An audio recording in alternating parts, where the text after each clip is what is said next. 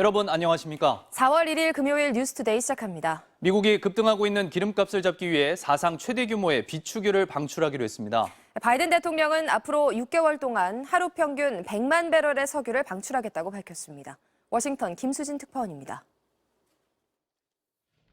대국민 연설에 나선 바이든 대통령은 먼저 유례 없는 기름값 상승은 러시아 때문이라며 푸틴에게 책임을 돌렸습니다.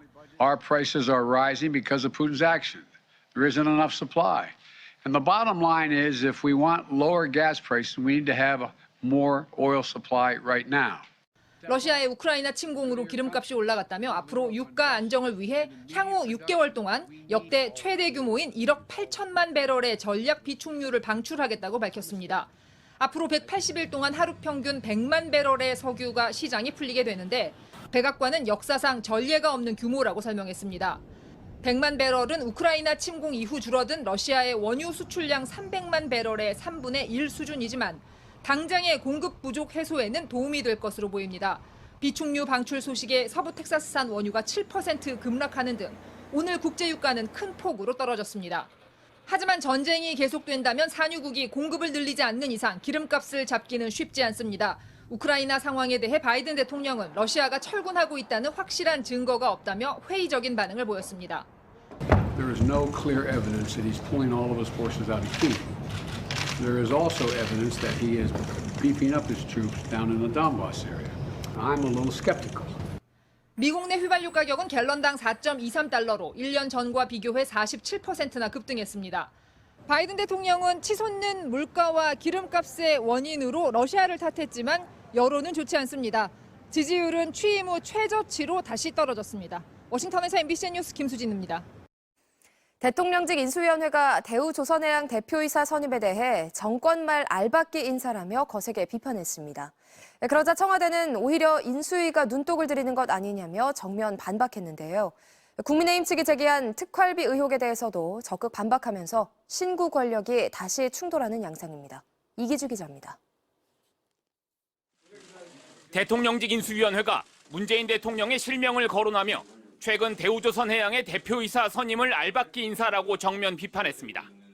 인수위 원일이 수석 부대변인은 예정에 없던 브리핑을 갖고 대우조선해양이 문재인 대통령의 동생과 대학 동창으로 알려진 박두선 신임 대표를 선임하는 무리수를 강행했다고 주장했습니다. 이어 외형상 이사회 의결이라는 형식적인 절차를 거쳤다고는 하지만 사실상 임명권자가 따로 있는 거 아니냐는 합리적 의심을 자초했다며 비상식적이고 모렴치한 처사라고 몰아세웠습니다. 그러면서 감사원 조사를 요구했습니다.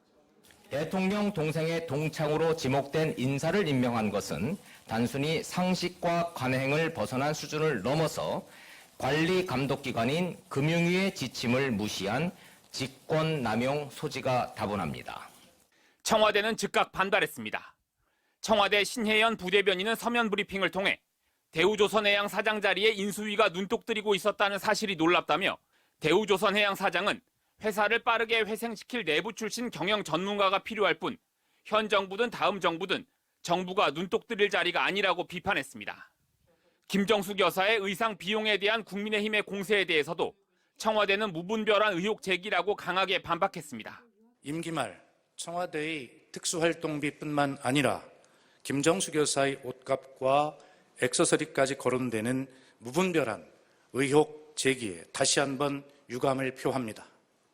박 수석은 청와대 특활비는 매년 감사원의 감사를 받고 있고 단 한 건도 지적을 받은 일이 없었다면서 특활비를 공개하지 않는 건 국가 안보와 국익을 해할 수 있기 때문이라고 반박했습니다. 대통령과 당선인의 만남으로 갈등이 봉합되는 듯했지만 또다시 인사 문제 등을 놓고 신구 권력이 정면으로 충돌하는 모양새입니다. MBC 뉴스 이기주입니다. 인수위가 소상공인 손실보상을 위한 추가 경정 예산안을 윤석열 정부 출범 이후에 국회에 제출하겠다고 밝혔습니다. 현 정부의 협조를 구하지 않고 추경안을 결정하겠다는 뜻을 밝힌 겁니다. 박윤수 기자입니다. 대통령직 인수위원회가 소상공인 손실보상을 위한 2차 추가 경정 예산안을 5월 윤석열 정부 취임 이후에 제출하겠다고 밝혔습니다. 윤 정부 뜻을 담을 추경안이 현 정부의 이름으로 제출되는 게 어색하기 때문이라는 이유를 들었는데 현 정부의 추경 편성을 요청할 수 있다는 기존 방침을 바꾼 겁니다. 이 추경 작업의 방향, 내용, 규모 제출 시기 등등은 오롯이 윤석열 정부에서 결정하고 진행한다.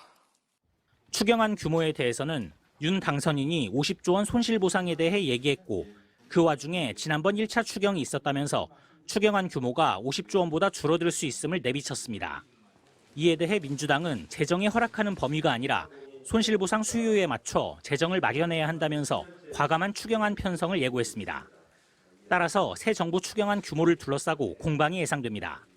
이겨낼 수 있는데 필요한 수요가 얼마인가를 먼저 살피고 거기에 맞춰서 재정이 여건을 마련해야 된다.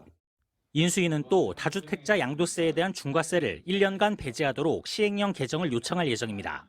4월 중 조속히 발표하고 발표일 다음 날 양도분부터 적용되도록 소득세법 시행령을 개정하여 줄 것을 요청합니다. 윤 당선인은 생애 첫 주택 구매자에 대한 주택담보대출 비율, LTV 규제 완화도 함께 지시했습니다. 잇따른 부동산 규제 완화 메시지를 내고 있는 건데 집값 안정의 효과에 대한 논란이 일 것으로 보입니다. MBC 뉴스 박윤수입니다. 정부가 오늘 오전 다음 주부터 적용될 새로운 거리두기 방안을 발표할 예정입니다. 8명이 11시까지 모일 수 있는 기존 방침에서 자정까지 10명으로 완화하는 것이 유력한 것으로 전해졌습니다. 이준범 기자입니다. 정부는 사적 모임 인원과 영업시간 제한을 모두 완화하는 방향으로 거리두기 개편안에 가닥을 잡았습니다. 현재 8명까지인 사적 모임 인원은 10명으로 영업시간 제한은 11시에서 12시로 늘리는 것이 유력합니다. 당초 대통령직 인수위를 중심으로 영업시간 제한 완전 폐지 요구가 있었지만 단계적 완화를 선택한 겁니다. 오미크론 BA2 변이가 확산하고 중증 사망자 발생 추세가 꺾이지 않은 상황에서 방역 체계를 한 번에 풀기에는 아직 부담이 있다고 판단한 것으로 보입니다. 다만 오미크론 유행이 정점을 지난 만큼 이번 조정을 마지막으로 거리두기 조치는 폐지될 가능성이 높아졌습니다. 어젯밤 9시까지 파악된 신규 확진자는 27만 1,599명으로 전날 같은 시간보다 4만여 명이 적습니다. 특히 일주일 전과 비교하면 5만 7천여 명, 2주 전보다는 12만 1천여 명 줄어 확진자 감소 추세는 화끈합니다. 정부는 오늘 오전 중대본 회의를 거쳐 사회적 거리두기 조정 방안을 공식 발표할 예정입니다. 한편 오늘부터는 해외 어떤 국가에서 입국하는지 상관없이 코로나 백신 접종을 마쳤다면 자가격리가 면제됩니다. 방역당국은 당초 베트남과 미얀마, 우크라이나 등 3개 국가를 4월 격리 면제 제외국으로 지정하려고 했지만 철회했다고 설명했습니다. MBC 뉴스 이준범입니다. 북한이 2017년 이후 중단했던 지하 핵실험을 재개하기 위해 준비 작업을 진행 중이라고 미국 CNN 방송이 보도했습니다. 폐쇄했던 풍계리 핵실험장을 복구하는 정황이 포착된 건데 미국 당국자들은 핵실험 재개를 위한 중요한 작업으로 보고 있습니다. 뉴욕에서 이용주 특파원입니다. 지난달 4일 민간 위성이 촬영한 북한 풍계리 핵실험장 사진입니다.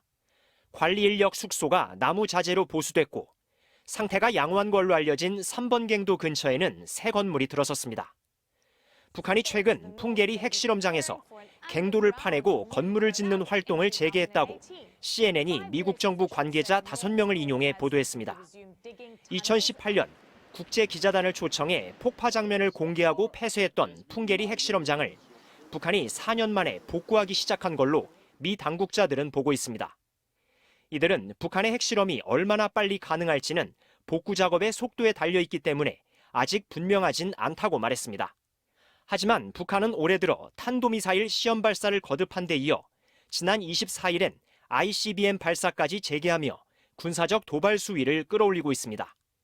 이에 따라 핵실험 재개가 올해 안에 가능한 걸로 미 국가정보국은 전망하고 있습니다.